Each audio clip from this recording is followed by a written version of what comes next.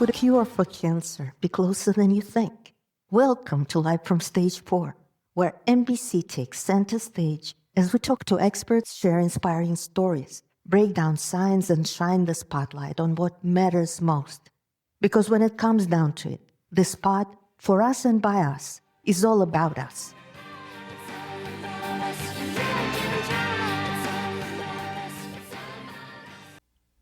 Welcome to Live from Stage 4. I'm Victoria Goldberg. Last time, we had a front row seat to a vision. Today, that vision is live. On June 20th, CureWise officially launched. And for every cancer patient who walks into an oncologist's office with 10 minutes and no idea what to ask, it couldn't come at a better time. Steve Brown and his team built CureWise so you could walk into that room prepared. We're sitting down with a group of people who are truly at the intersection of high-tech innovation and deep personal advocacy. First is Steve Brown, founder and CEO of CureWise. Steve built this AI platform after his own rare cancer was missed by doctors. And now he's making sure other patients have the tools to find the right answers faster. Joining him is Lisa Booth, a powerhouse advocate, an 11-year metastatic breast cancer patient who was among the very first to use CureWise. In fact, she's patient number 2. Lisa is a living example of how having the right data at your fingertips can completely change your outcome. We're also joined by Todd and Lynda Weatherby. Todd brings a rare combination of tech expertise and personal investment. As a former VP at Amazon Web Services and current CEO of Siemens Advanta, he understands better than most how technology can show up for human health. And Lynda is a dear friend and a vital part of our community.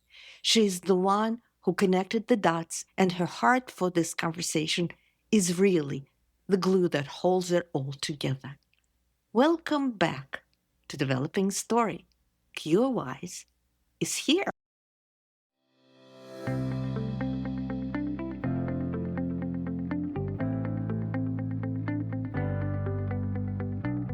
We are so excited to have Lisa Booth and Steve Brown back with us to talk about CureWise. And today we're here not just to chat about something that's happening in the future, which was really exciting. I was so excited to have you here last time. But today we're here to talk about the launch, and to help us figure out what's going on, my friend Lynda Weatherby, and we have a special guest, Todd Weatherby, here to tell us what we're doing wrong or what we're doing right. Hi, Todd. Good to Hi, see everyone. you. Good Nice to to see see you. you. Yeah. So, Steve, Lisa, welcome back and congratulations. This is such a big deal. So, how do you guys feel about this? We've been using it ourselves for a long time already. So in some ways, it doesn't feel new for ourselves, but it feels really amazing now that other people can sign up and see what we've been seeing. I'm a year and a half in to cancer, and I still use it all the time. I used it yesterday, the new release version. I used it for about an hour before my doctor's visit yesterday. I'm super lucky, and I've had a complete response to the treatment options I figured out on CureWise and got my doctors to do.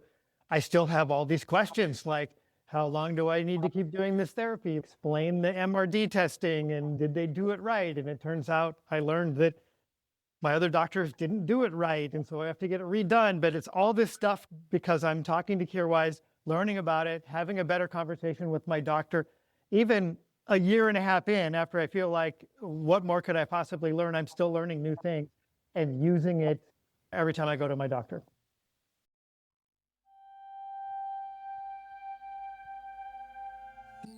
Let's take a moment here. Steve just mentioned MRD testing, minimal residual disease testing. It's a highly sensitive blood or bone marrow test that looks for tiny traces of cancer cells remaining after treatment. Think of it as a very powerful microscope for your bloodstream. It can help determine whether your treatment is actually working at a cellular level. And as Steve's story shows, whether it was done correctly matters enormously. Lisa, And how about you? I am most excited about the new user interface because we've been working with our beta customers and we got feedback and things like that. And so we came up with something that I feel is really intuitive and straightforward.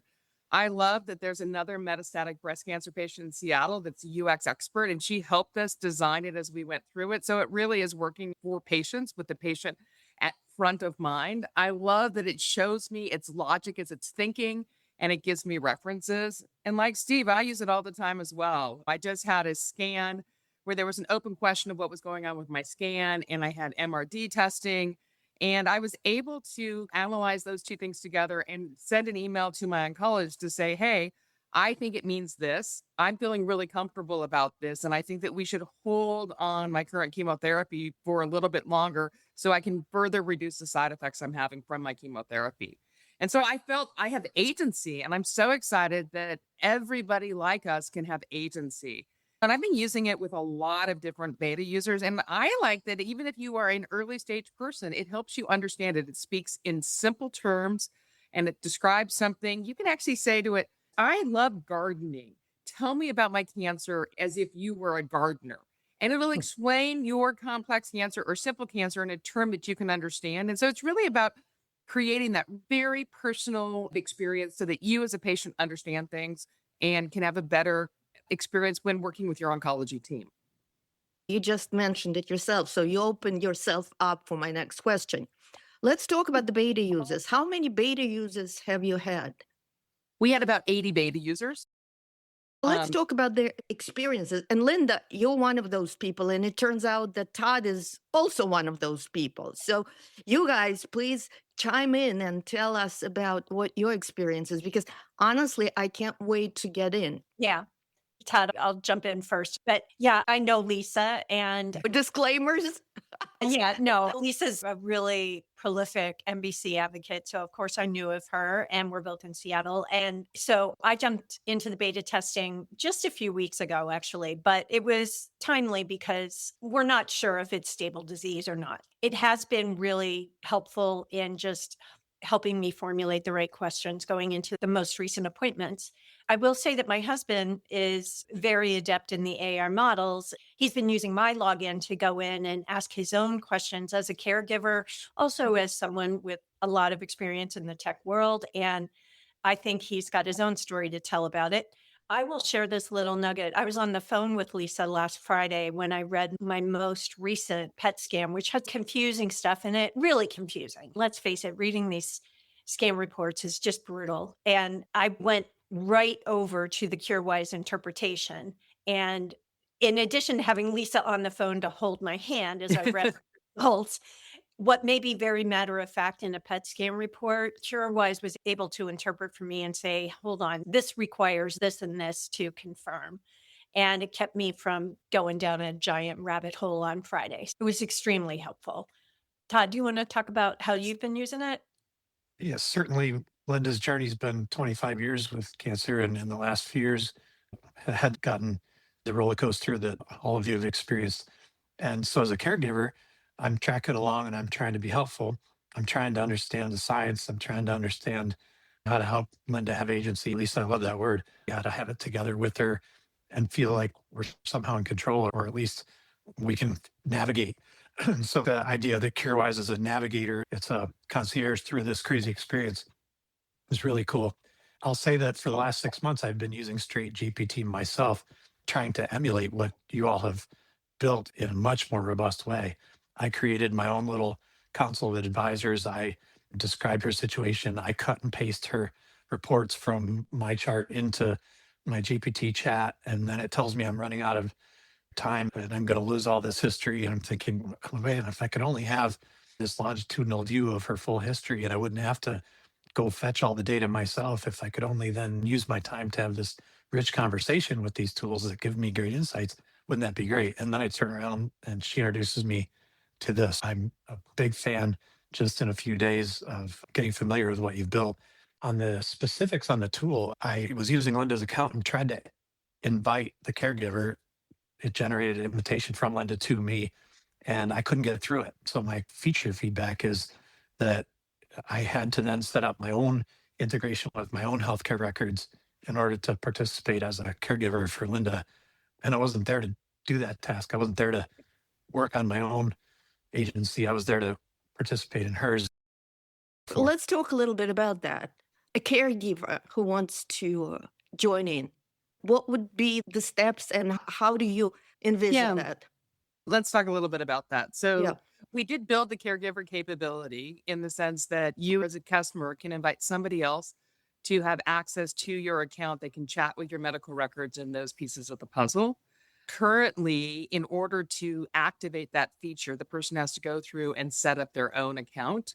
And our first onboarding flow is really geared towards the customer. And so on our, what I call the near next product roadmap, we will be enabling a caregiver onboarding flow so that they don't have to set up your own medical record and those pieces, and they're just accessing your medical record. But that will be in a couple of weeks. But it's definitely something that we're actively working on right now, because most people have themselves and 1 to 2 other people that they partner with.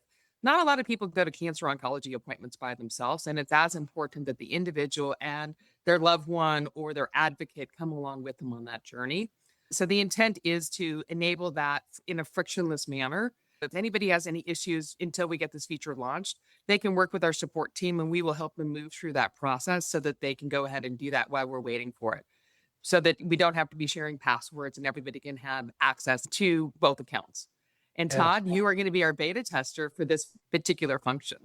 I was interested in the beta part that I saw where you had some notion of personas of clinicians with the faces of fictional people. And like I said, I had created my own little set of advisors and I was intrigued how you did that. It looks like it got parked and isn't part of this first release. Maybe you're rethinking that. Some things are still in R&D. Yeah, for sure. Or I'm sorry, Steve, I interrupted you because I think what would be helpful for us to actually explain what we're talking about. Victoria, why don't we take it from like the start so everybody understands what the process is? Why don't we do that? Good Yeah, idea. okay. Yeah. And so for folks that haven't used the CureWise platform, here's how it works. You go ahead and as you onboard, you give CureWise your name so that you have a personal relationship with your agent. And then you're going to say how you want that agent to communicate with you. Do you like things with just the science, or do you need it a little bit softer? Do you like long responses, those types of things? And so we know that people hear information in different manners, and we want the opportunity for the customer to be able to specify how they hear information. The next piece of the process is we connect your medical records. And for some people, that's a scary step. But in order for us to answer your questions in the context of your medical situation, we need to have the medical data to do that. We store your information in a secure manner. We pass it in an anonymized manner to the LLMs. So your data is safe. Lisa, explain the LLM models. So an LLM is a large language model, and that's Claude, ChatGPT, Gemini, AI, those particular pieces of how things work. But what happens is that for the US customer, because of the CARES Act of 2021, we have the ability to connect directly to your electronic medical record. So MyChart, Cerner, Flatiron, whatever that system is that your medical provider uses. And so you, through your own 2-part authentication, say, I give my permission for my data records to come from my medical facility into a secure spot within CureWise. And then we use that information to create a clinical history for you that you then have the opportunity to review. I liken it to something like if I were going to go get a second opinion and I printed this out, I could take this one piece of paper or 2 pages in my case to the consulting oncologist, and they could read it and they would know everything about my cancer, the type of cancer when I was diagnosed, any mutations, my biomarkers, the treatments that I've been on, how I've responded, my side effects, any family history, any other complicating factors, etc. For me, it would say that I'm HER2 low, ER positive, metastatic breast cancer, ductal something or other. I have an ERBB2 activating mutation. I got diagnosed in 2015. I've been on 7 lines of treatment, I think. I'm currently on this clinical trial. My circulating tumor cells are 0 currently. My last scan said I have 2 very tiny lesions in my liver and I have some neuropathy. And that's from 1,600 different medical records and documents that I have in my medical journal. It consolidates all of that so then you can have that intelligent conversation with the agent. So now you land in CureWise, and the first place we land you is a spot that allows you to review that clinical summary. So if there's anything missing from your record or is misunderstood, you have a chance to correct it. It's very much like when you go to an oncologist and you have your new oncologist, the very first thing they do is they say, let's walk through your clinical history. And you walk step by step by step. And so in my record within CureWise, I happen to have done a breast cancer vaccine study at the University of Washington in 2016. And at that time, their system was not Epic. And when they converted the records, it didn't get converted across. So even when I connect all my medical records together, it's always missed. It's missed by my doctor's office, et cetera. And so I added that into my CureWise profile.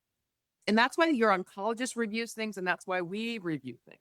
You are the expert. You know your cancer, you know your history and everything like that. So we have a chance to participate in that and share anything that's missing. And then once we have that locked and loaded, we actually have a lovely health page, and it gives you your blood work. Every time I go to the oncology office and I get my blood work, I go log into Epic. I then go to test results, and then I find the test result that I care about. And then I go look at the 5 things that I care about with the trend chart. Now in CureWise, I just open up my application and I look at it and it shows the blood work that I care about. I can see the trend lines. And if there's anything off, I can immediately press a button, and that button takes me to the chat interaction that says, hey, this is some questions you might want to ask about your platelets or your AST or whatever blood value you want. It Okay. actually suggests to you. Questions. Oh, wow. Yep. It's very simple, just like you can get a trend line. It says, these are your last results. And if you're doing it at multiple facilities, we regulate, because every facility calibrate their machines different. The ranges might be different. And we calibrate and normalize all that data, and we bring it all together in one spot. Then we have the chat, which is the bread and butter, which is how I use it the most. I have questions when I wake up in the Lisa, stop for a sec. I have 2 follow-up questions Okay. that I think are appropriate for the first part of our conversation. So the first one, and I remember that from our last interview, the updates that come in. We do these tests periodically. We get blood work every month. We get tumor markers. I don't know how Yep. often.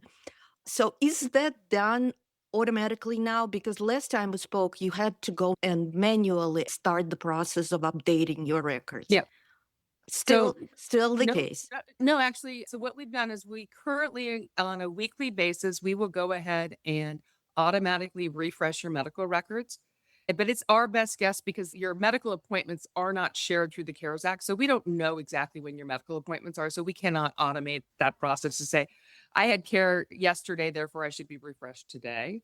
So we do on a routine basis update that, and we will send you a notification via your email saying we've gone ahead and pulled your data and now it's been up to date. You can go take a look at it. But if you've had a particular result, you can always at any point in time choose to ask for a refresh of your data. The only caveat to that, and this is true whether you're using our system, Claude, anything, any provider out there, is that we're relying upon the medical provider to make that information available to tools like ours. And that's typically within 4 to 24 hours. And it's dependent upon your particular care facility. Okay.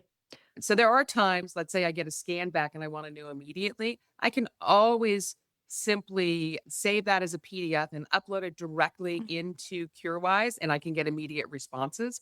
And so there's a way as a customer, you can go ahead and always have current, accurate information.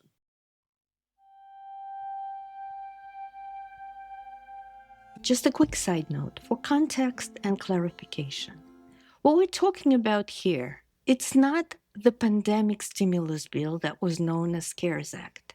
It's the 21st Century Cures Act and its information blocking rule, which officially went into full effect for providers on April 5th, 2021.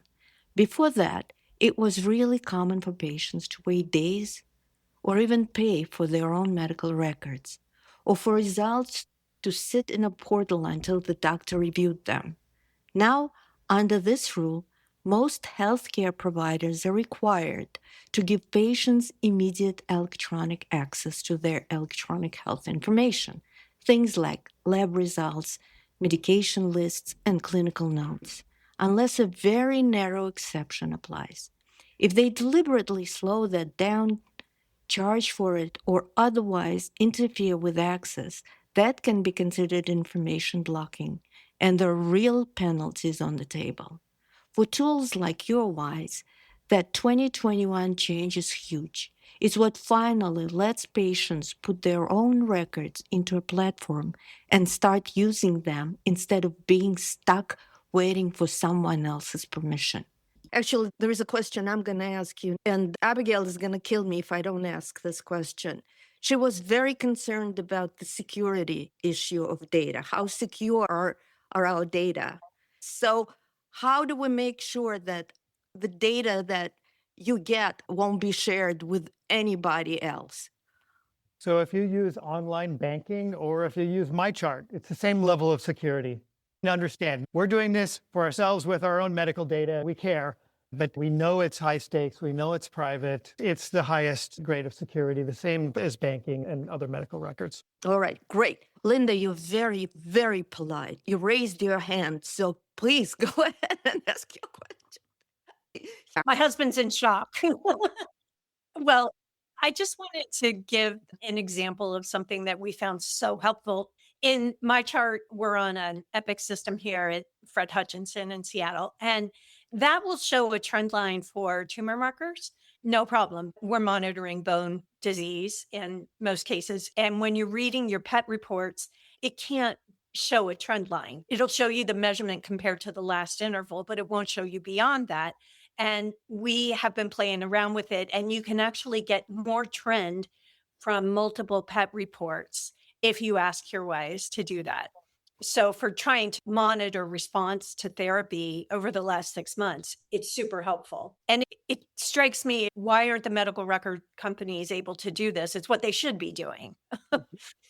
That's So- very helpful. Todd, do you have anything to add to this example or any thoughts on the data? I like, Lisa, how you said it when you come in and you set up your preferences and you can say, talk to me in medical language or something in the middle or plain language. All those kinds of settings are really good. One of the things that I was thinking about as I did is I get concerned about listening to the internet interpretations. We've all heard this, right? If you feel sick, don't go look it up on the internet because you'll scare yourself or you'll have false hope. One way or the other, it's wrong.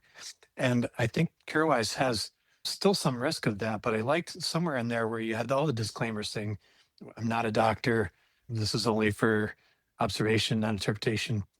What I've done just in this experience, just to keep myself sane and also as a caregiver supporting Lynda, is to try really hard not to do interpretations.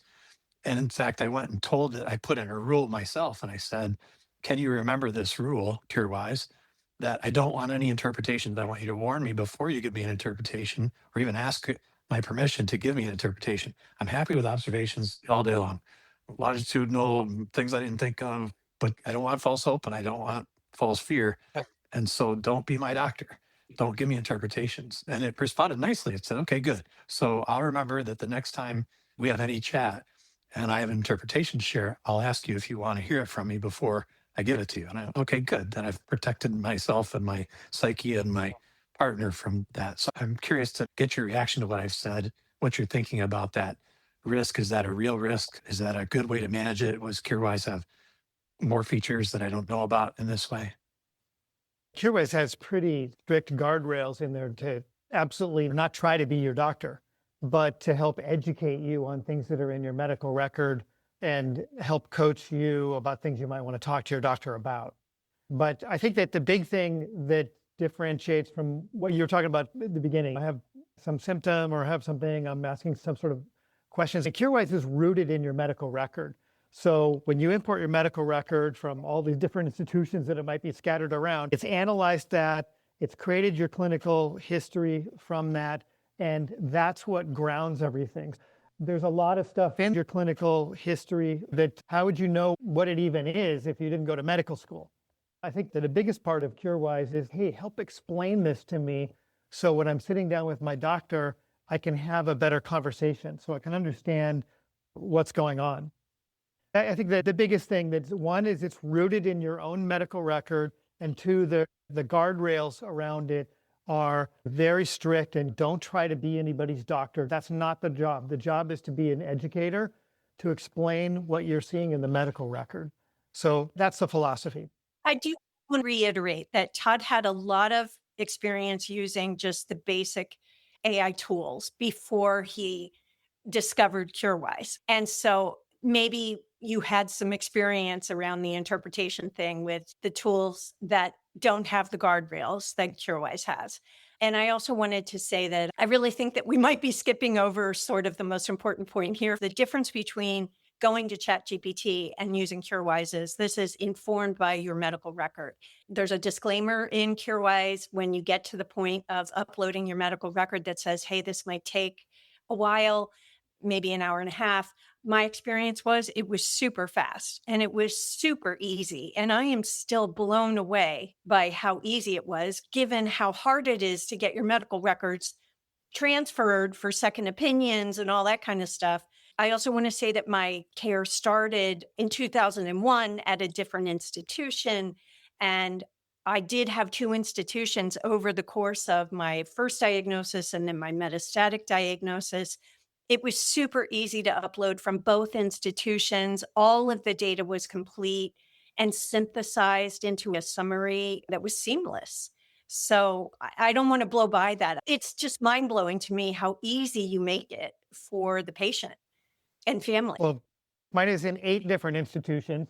And I was talking to my doctor yesterday about it, and she was blown away because the data, even though it's all electronic out there, it's still in these different silos, and people have a hard time putting it all together. Wait a second. We are all over the place. Lisa, we're going back to the chat. You started talking about the chat. So let's go there. You asked us earlier, what did we learn from the beta testers and things like that? And one of the things that we learned from the beta testers is that they simply wanted to be able to talk to an agent that could communicate accurate information and could understand how they wanted to be communicated with. And so while originally we let people pick, I want to talk to an oncologist or a radiation oncologist or a pathologist or those types of things. And what we landed on was something much simpler. We have a single agent called CureWise, and that agent is able to represent all of the different medical perspectives. And you can ask it, hey, I'm going to be meeting with a radiologist. What are the things that I need to care about this particular piece? Or I'm looking at either doing CyberKnife for my liver spot, or I'm looking at ablation, or I'm looking at surgery. Help me understand those pieces. And so the CureWise agent has the capability to answer with the different medical perspectives, and it allows you to say how you want to be communicated with. And so it's much simpler. And for most of our customers, that's just the preferred interface. And so that's why we leaned into that particular perspective.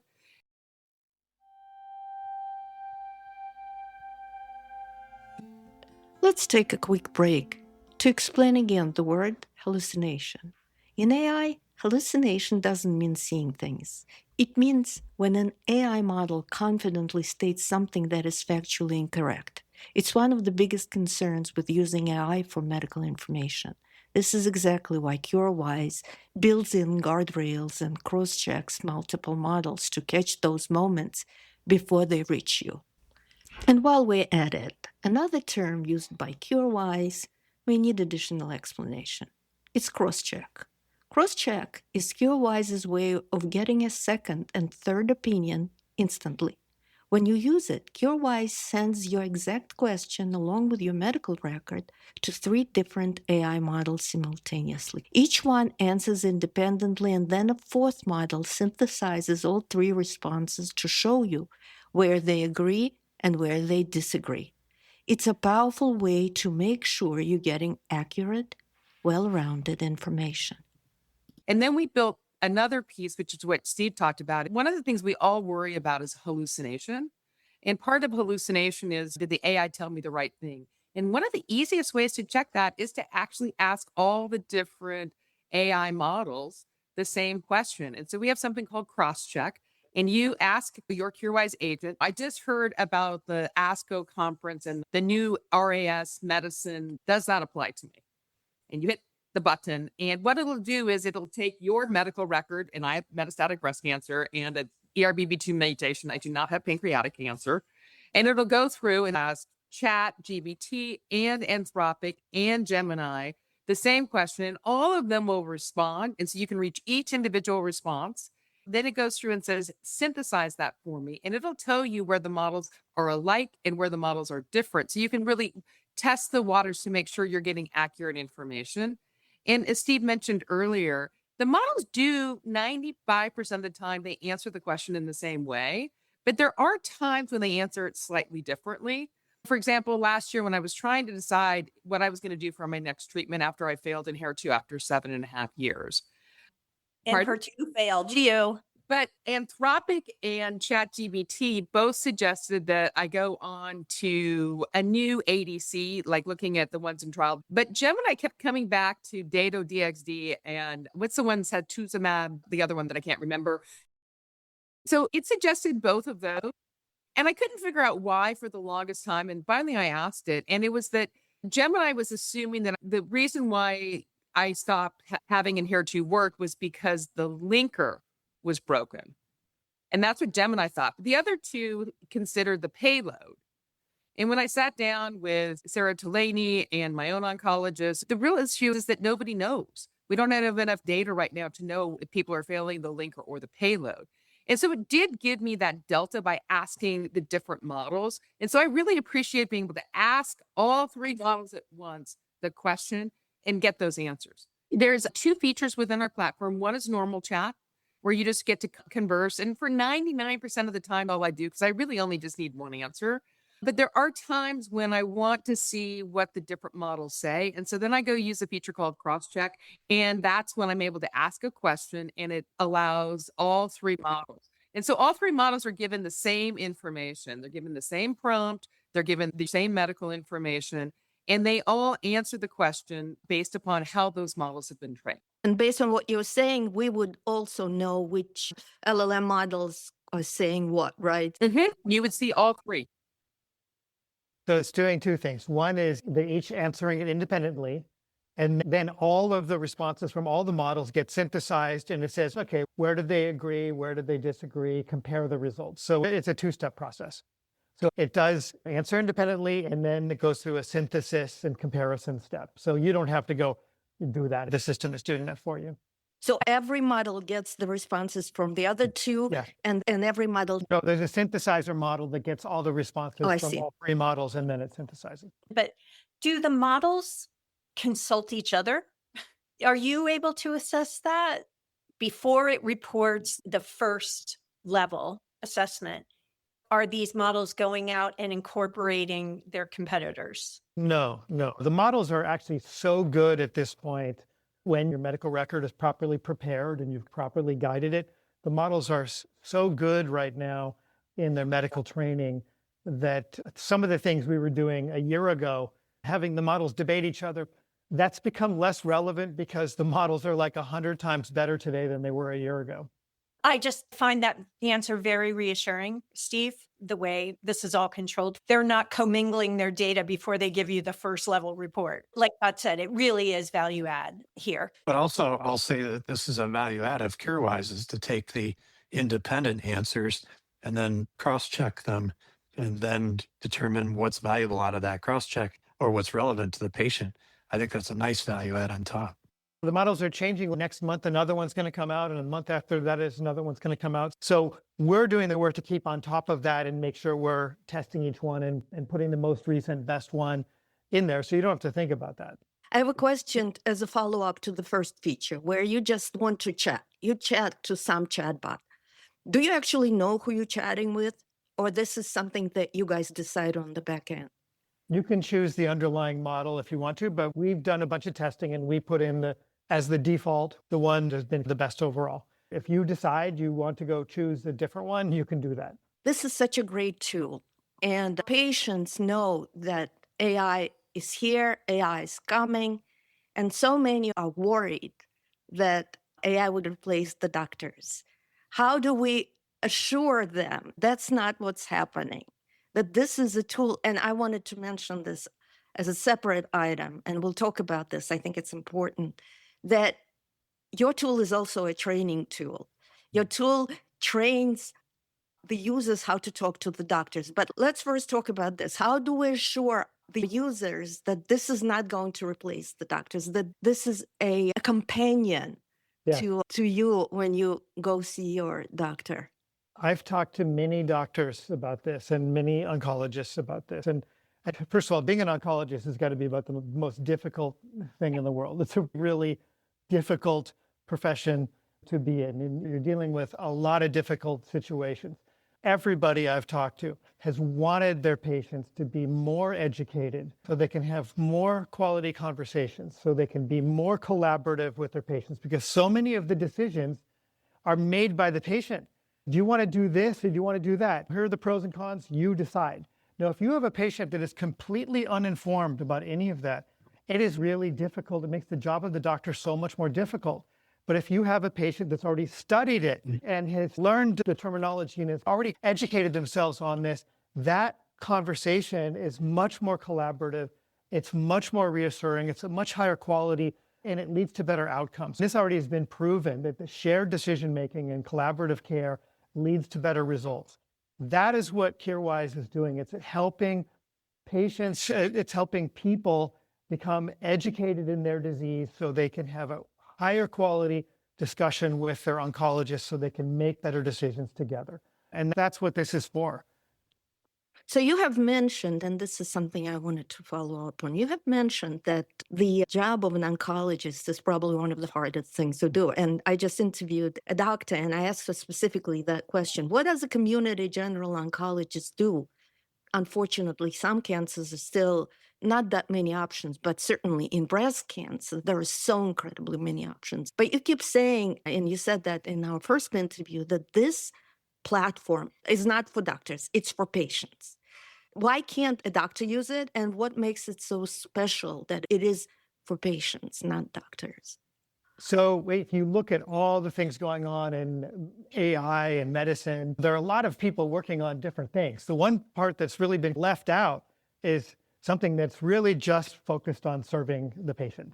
Since we are patients, since we're doing this for ourselves, that is, of course, where we start, because that seems to be the missing link. Every time I go to my doctor says, hey, do you mind if I use this AI? Do you mind if I do this? A lot of people are worrying about the doctors, but we want doctors to be able to participate and be involved, but our priority is the patient. That's who we care about. That's who we serve.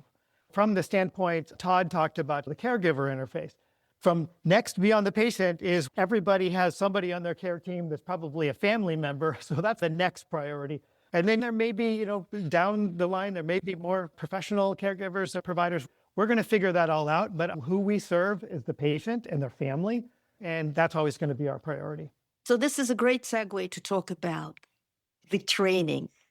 How does CureWise help patients be prepared for their conversations with the doctor? I'll give you just an example from yesterday from myself. You have a very limited time with your doctor. If you just go in there quietly and you don't say anything, you're going to get very limited out of that. But if you come in prepared and you know what your questions are and you know what you want to address and you know what you're worried about, the quality of your visit and what you get out of it is so much better. So I literally rehearsed with CureWise for an hour because my doctor is a specialist. She's one of the top people in the country. She's really amazing. And I value that time. So I want to get every bit out of that. So I rehearsed. I talked about all my questions with CureWise first. So when I went in, I felt like I was prepared. I was more confident. I knew what I wanted. I said, this is my number one complaint, my number one issue. And my biggest question is that. Not only did we have a really valuable conversation, we actually identified that one of my other doctors made a mistake. And if I hadn't been asking the questions, we wouldn't have identified that. My doctor identified that, but it was through the digging deeper and asking questions that we got to the bottom of things. I don't think that would have happened if I didn't have a chance to practice and rehearse and get educated before that meeting. These are highly trained professionals. They have a really difficult job. They care about you, but you only have 10 minutes with them. Mm-hmm. So how do you make every minute count? It really helps to educate yourself, to practice, and to figure it out as much as you can ahead of time. I can build on that just briefly. And building on what Steve said, the preparation, but I have a little bit of what I've heard called white coat syndrome, where I sit in front of a doctor and they say something, I'll ask the first question, they answer. And then I have to process that answer. And I get locked up with overthinking it probably. And so the way I used CureWise a little bit was, okay, if my question is this and Dr. Linden says A or B, then my next question is, and so it would help me anticipate. In addition to prepare, it also then helped me to anticipate. And again, to your point about using the time well and having a rich conversation, I didn't lock up after the first answer came. I was actually able to stay in the game and go, okay, I anticipated that. And now my next question for her is this. Currently, it's a self-directed experience. None of us know exactly what questions are going to happen in our medical record. Every one of us is unique. We do prompt the customer with, these are some questions that you may want to ask. And just like Claude does or any of the other ones do. In our R&D side of the house, I'm working with a physician's assistant, and we're thinking for a person that wants a little more guiding, we're working through maybe some flows. Hey, I have an oncology meeting. Help me prepare for it. And so you can really work through that. Is it just, I'm going to walk in and I'm going to get my blood work and I'm going to walk out of the office and there really isn't any big questions? Or is it a bigger one where you have a scan result that's changed and you need to think through what I'm doing a treatment change? And so what type of questions are you thinking about? How do you mentally work through that in advance? When should you send your oncologist the questions in advance? I've been navigating for metastatic patients for the last decade. And I always say that when you're looking at a treatment change or a scan result was bad or you're having a major new side effect, I always find it's best to send your oncologist the questions in advance so they have time to think about them. Otherwise, they're caught off guard in the meeting. And so what we will be building into the flows, guiding principles or guidance for our customers so they have a better ability to self-navigate.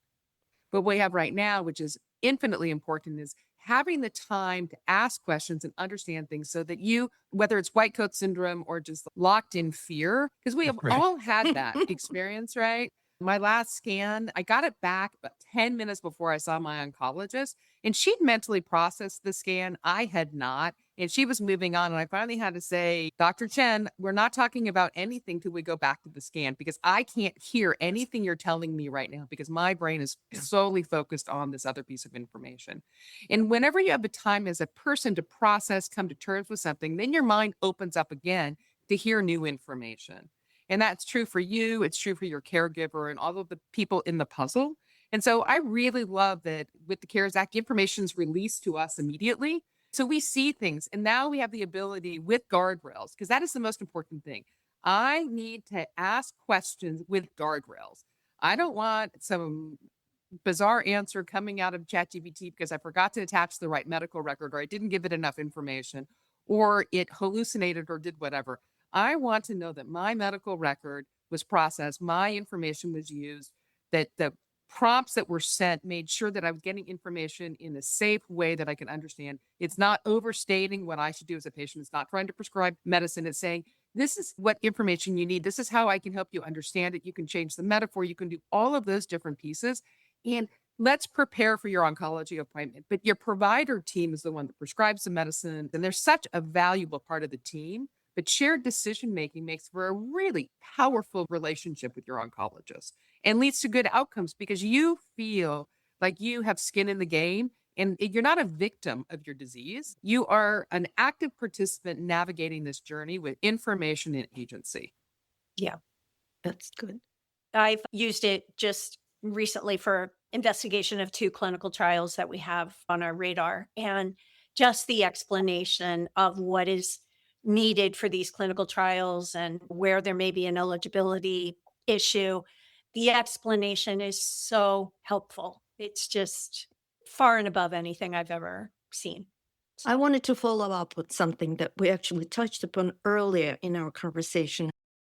I think that this is important to mention that as cancer patients, cancer, of course, is our highest priority, and that's what we deal with, and that's predominantly what we're talking about here. But as long-time cancer patients, we develop other conditions, other diseases. Because of my cancer, I now have Sjogren's autoimmune disease. And we get to see many more doctors, not just our oncologists, our radiation oncologists, and so on. And the good thing about CureWise, it's not just limited to that. You can actually ask CureWise, how can I deal with this? What should I do? Absolutely. So it does provide that broad context. We focus on cancer because Steve and I built this with our passion of how we needed an agency to navigate our own cancer journey. But the underlying prompts, your medical record, it has all the information. So you can ask those broader questions. Yeah. I use it right now with my dad. My dad happens to have prostate cancer and Parkinson's. I ask far more questions about Parkinson's and my father than I do about his prostate cancer because that's more urgent and present. So you can absolutely ask it broader questions than that. And that's really important. Lisa, we need to talk about the costs. We don't like to talk about money in general, but this is an important conversation, right? So let's talk about the costs. Why isn't it free? How much is it? I know it's subscription based. So how much is a subscription? Let's talk about that. Absolutely. So while we would love for the product to be free, in reality, there are real costs to pulling your medical records and allowing you to interact with the different AI models. So every time we pull your medical records, we pay a service fee for that. And every time you ask a question to an AI agent, we pay a fee for that. And currently, that's all something that we have to pay for and support out of our own revenue stream. So we need to pass that cost on to the customer. Our current model is that we will charge you either a monthly rate of $49 a month, or we offer a discounted rate of, I think it's $36 a month if you pick an annual plan. And we're absolutely looking at ways to bring those costs down because we want to be able to reach out to as many people as possible. And we're looking at ways to fund this for people that can't afford that level of resource. One of the options will be as we proceed forward, we have a lot of patients that want to get on clinical trials, and we're going to be able to potentially refer people into clinical trials. And that could be a source that we have the pharma companies represent this. We could get foundations to represent it. We want everybody to have access to this, but we don't want to hold the opportunity for people to use the service while we figure that out. So in the near term, our pricing model is going to be $49 a month for if you offer a monthly service, or we can do an annual service for $36 a month. We offer a free trial so people can see if they find value in it. And during that first 7 days, we are going to ingest all of your medical records. We're going to show you that we understand you as a customer. We're going to allow you to have 7 days of chatting so you can really experience it and see if it's something that works for you. We want to make sure that we're delivering value to our customers. Steve and I are doing this with the rest of the CureWise team to help patients have agency.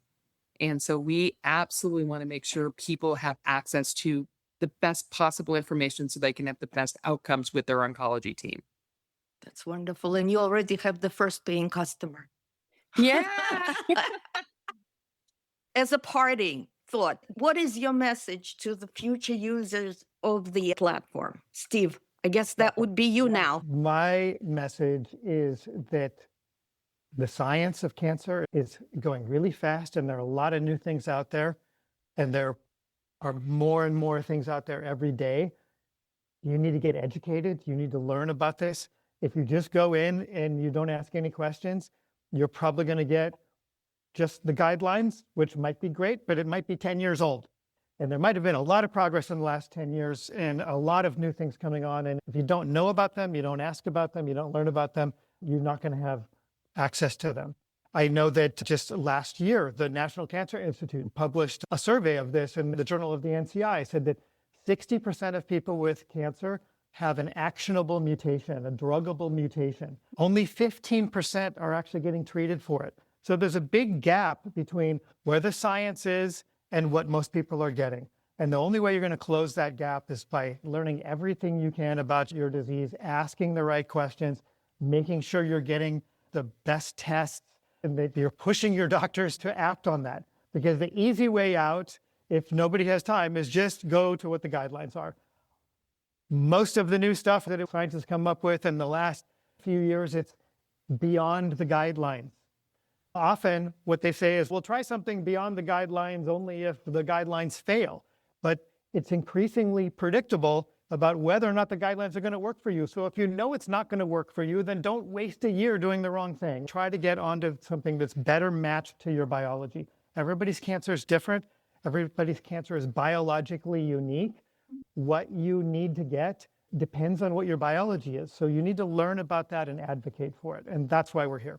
Thank you. Mic drop moment. Yeah. So Lisa, as we close out, what do you want people to do as soon as they close their podcast here? I want them to go to www.curewise.com and sign up and become one of the people that has agency and can self-advocate with their oncologist and find the best possible care for their metastatic disease. Excellent.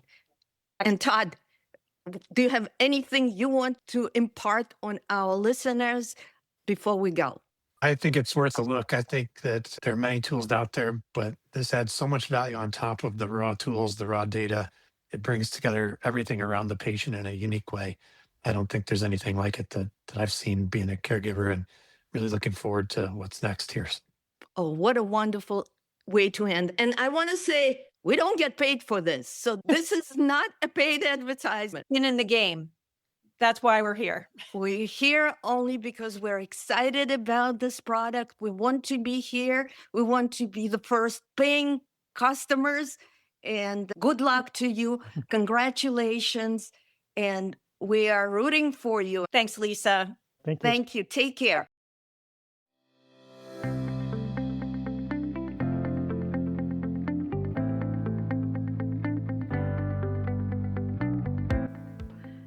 And we're done.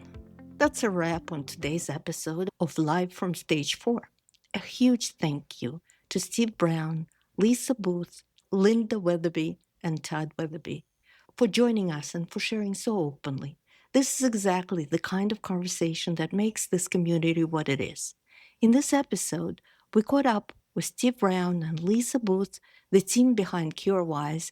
We talked about how CureWise connects to your medical records across multiple institutions, how it helps you prepare for oncology appointments, and why having the right questions ready can literally change your treatment outcomes. We also heard from beta users Lynda and Todd, a patient and a caregiver duo, on what it actually feels like to use the platform for the first time.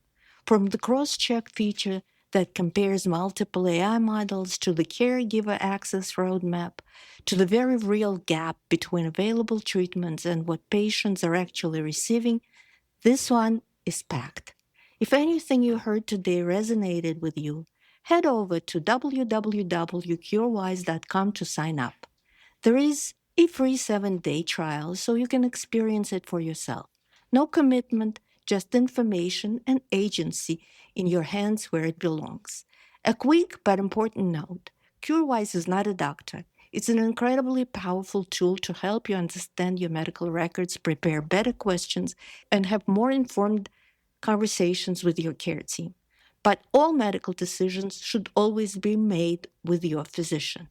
If you enjoyed this episode, please take a moment to subscribe and leave us a review wherever you listen to your podcasts. It takes 30 seconds and it makes an enormous difference in helping us reach more people in this community who need to hear these conversations.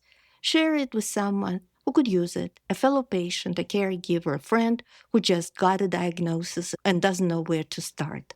We'll see you next time on Live from Stage 4. Take care of yourselves.